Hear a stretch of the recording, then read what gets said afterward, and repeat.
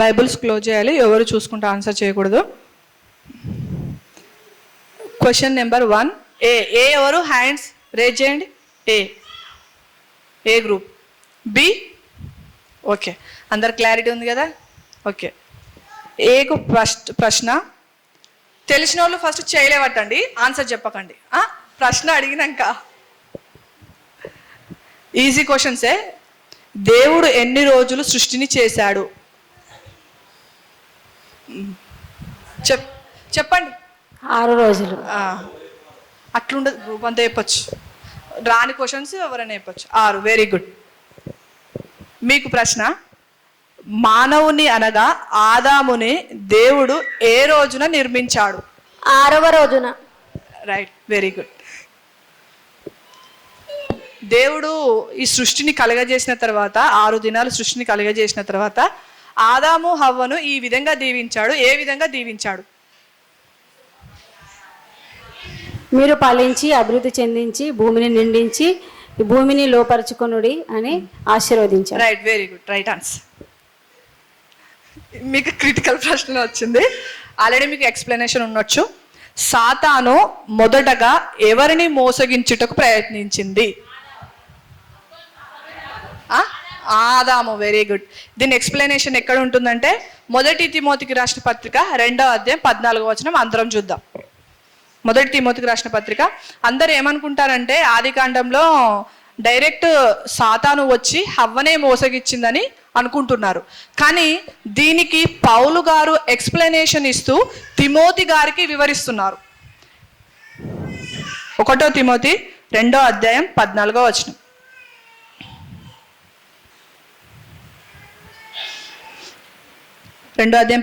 స్త్రీ మౌనముగా ఉండవలసినదే గాని ఉపదేశించుటకైనను పురుషుని మీద అధికారము చేయుటకైనను ఆమెకు సెలవివను.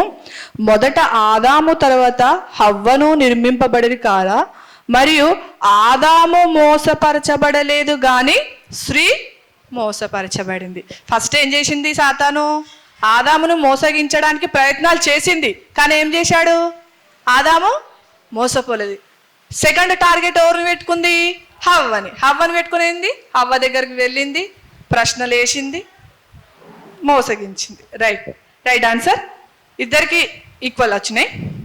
5th, మంచి చెడ్డలు తెలుగునిచ్చు వృక్షఫలం చెట్టు దేవుడు ఎక్కడ వేశాడు?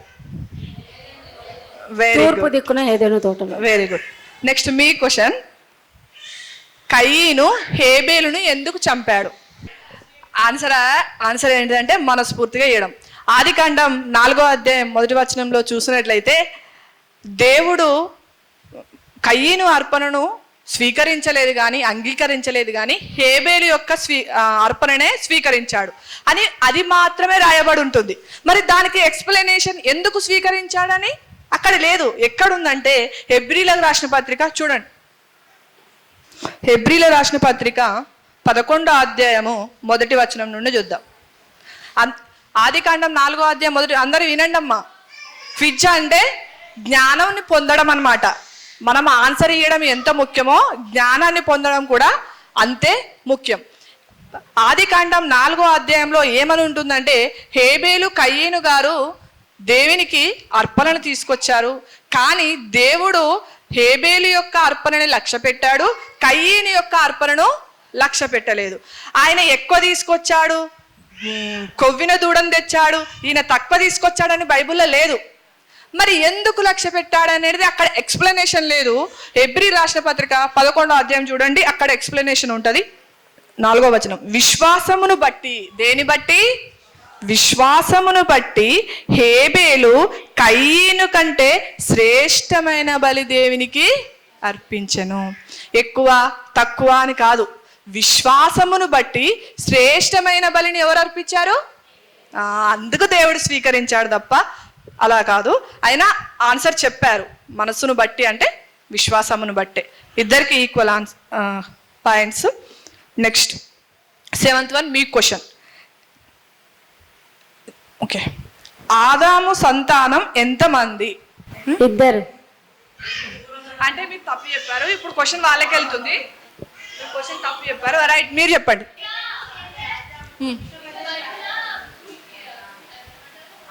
Very good. అక్షయ్ అందరు సపోర్ట్లు కొట్టండి.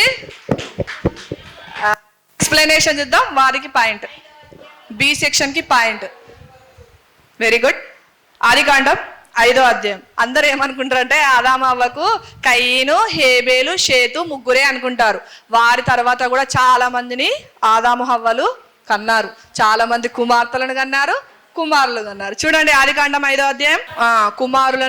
కుమార్తెలను కనను. ఆదికాండం 5వ అధ్యాయం 4వ వచనం. ప్రార్థన ఎప్పుడు ప్రారంభమైంది? Very good. అట్ట చెప్పాలి. ఏనోష్ కాలం షేతుకు ఏనోషు పుట్టినప్పుడు ప్రార్థన ప్రారంభమైంది. షేతుకు ఏనోషు పుట్టినప్పుడు షేతు ప్రార్థన చేశాడు అనమాట దేవునికి, అయ్యా నా వందనాలు నాకు కుమారుని ఇచ్చినందుకు. Very good. అక్షయ్ బాగా చెప్తుంది ఆన్సర్స్. Right answer.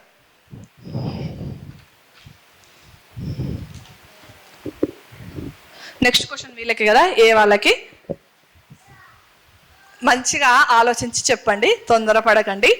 ప్రతి భూజంతువుకు, ప్రతి ఆకాశ పక్షికి పేరు ఎవరు పెట్టారు? Right answer. Right. Next question మీకు, ఆదాము ఎన్ని సంవత్సరాలు బ్రతికాడు? Very good. నెక్స్ట్ క్వశ్చన్ మీకు, ఎక్కువ సంవత్సరాలు బ్రతికింది ఎవరు?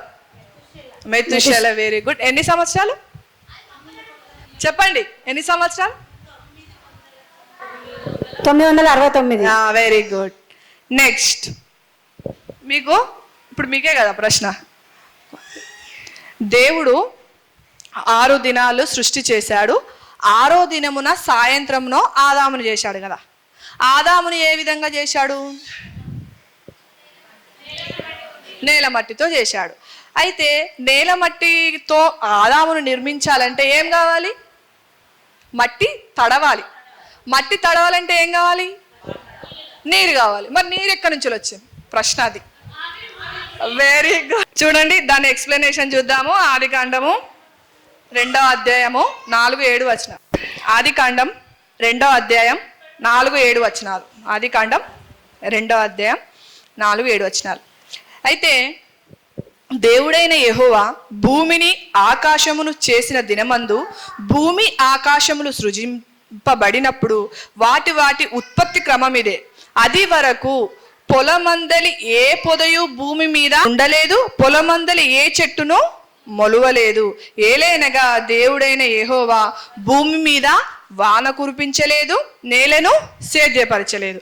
ఇప్పుడు మనం ఏం చేస్తున్నాం? వర్షం పడడం వల్ల చెట్లు మొలుస్తున్నాయి. అప్పుడు ఎట్లా మొలిచినాయి? భూమి మొలిపించును గాక అనగానే భూమి మొలిపించింది. అప్పుడు నీళ్ళు అవసరం లేకుండే.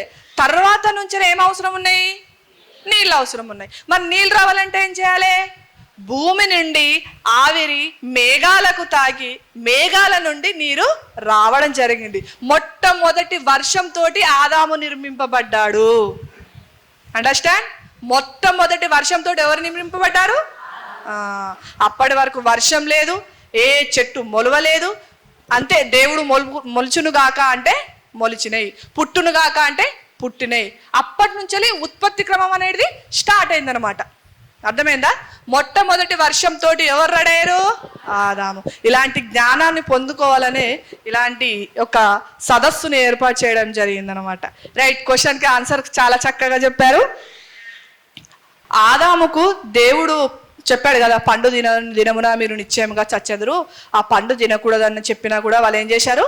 పండు తిన్నారు. పండు తినడం ద్వారా దేవుడు వారిని శపించాడు కదా. అయితే ఆదాముని ఏమని శపించాడు? మీకు ప్రశ్న. నువ్వు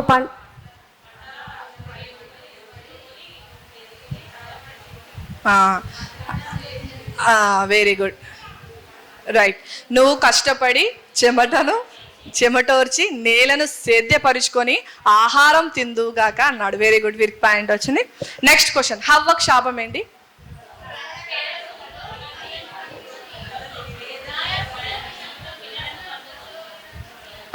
ప్రసవ వేదనతో పిల్లలు కందువు. నెక్స్ట్ సెకండ్ వన్,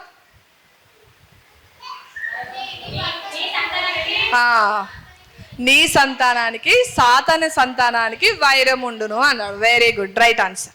నెక్స్ట్ మీ క్వశ్చన్, సాతాను సర్పముకి ఇచ్చిన శాపం ఏంటి? నేలను ప్రాకుతూ. Right, very good, right, correct answer. Next question. ఇప్పుడు ఎవరి క్వశ్చన్ మీకా? ఓకే. మొదటి ఐదు అధ్యాయాలలో ఇద్దరు వ్యక్తుల విశ్వాసం గురించి హెబ్రీలకు రాసిన పత్రికలో పౌలు మాట్లాడడం జరుగుతుంది. ప్రశ్న మరోసారి. ఆదికాండం మొదటి 5 అధ్యాయాలలో ఉన్న ఇద్దరు వ్యక్తుల విశ్వాసం గురించి హెబ్రీలకు రాసిన పత్రికలో మాట్లాడడం జరుగుతుంది పౌలు. ఆ ఇద్దరు వ్యక్తులు ఎవరు? హేబేలు, ఇంకెవరు?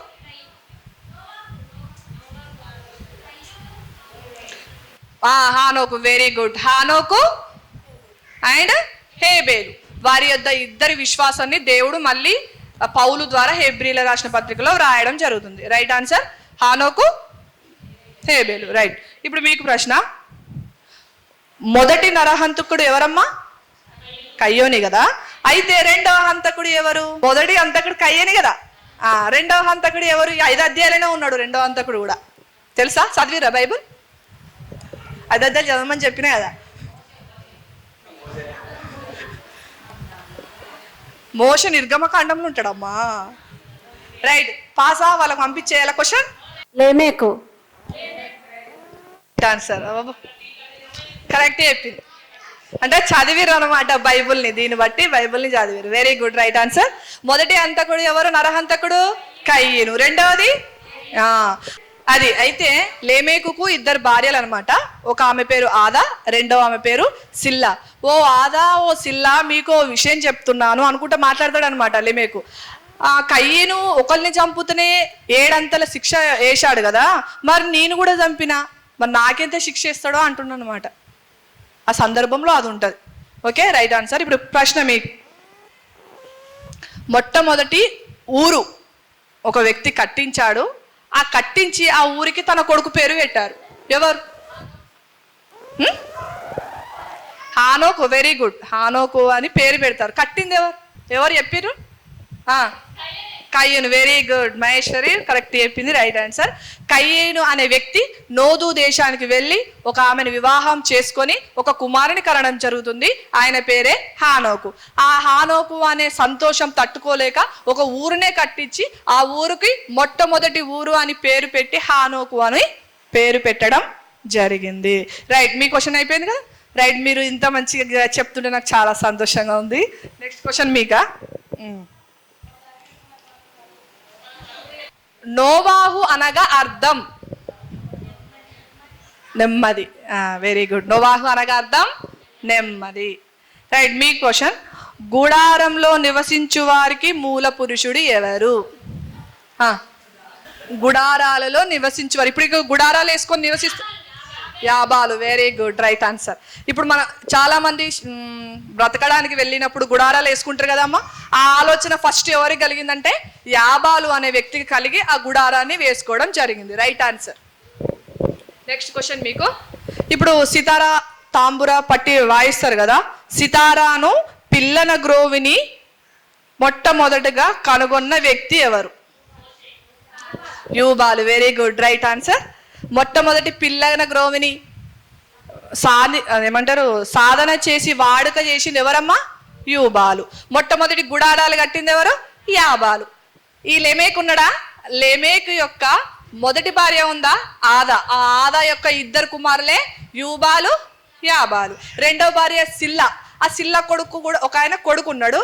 ఆయనే రాగి తోటి తయారు చేసే వస్తువులు ఉంటాయి చూడండి, పనిముట్లను ఆయన రెడీ చేస్తాడు అనమాట. ఇట్లా బైబుల్ అంటే ఏంటిది? హిస్టరీ, చరిత్ర.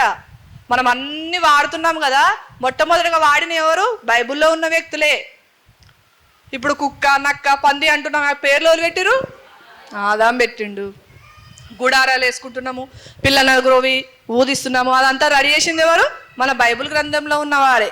అర్థమవుతుందా? ఇంత జ్ఞానం ఉంటుంది అనమాట బైబిల్ గ్రంథంలో.